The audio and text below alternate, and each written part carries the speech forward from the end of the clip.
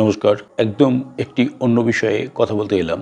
আপনারা সবাই জানেন ভারতের উপর আমেরিকা 25% শুল্ক চাপিয়ে দিয়েছে, আরও 25% শুল্ক চাপাতে চলেছে।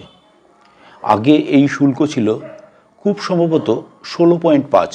এই 16.5 থেকে চলে গেল 25, এরপর হতে চলেছে 50। এই 50% শুল্ক যদি ভারতের উপর আমেরিকা চাপিয়ে দেয়, তাহলে ভারতের গার্মেন্টস এবং জুয়েলারি শিল্প ভয়ঙ্করভাবে ক্ষতিগ্রস্ত হবে।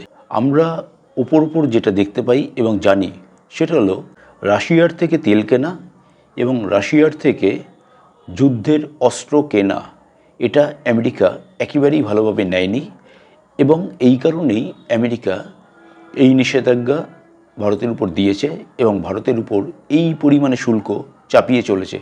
এটা গেল আমরা ওপর থেকে যা দেখি সেটা। এর বাইরে একটি ব্যাপার আছে, সেটাই আমি আপনাদের জানাতে চাইছি। আসলে আমেরিকা ভারতের কৃষি এবং ডেয়ারিতে ইনভেস্ট করতে চেয়েছিল।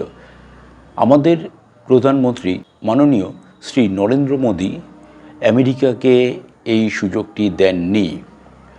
আমেরিকা যদি ভারতের কৃষি এবং ডেয়ারিতে প্রবেশ করত, তাহলে ভারতের কোটি কোটি কৃষক মাটিতে শুয়ে যেত, ডেয়ারি শিল্প ধ্বংস হয়ে যেত।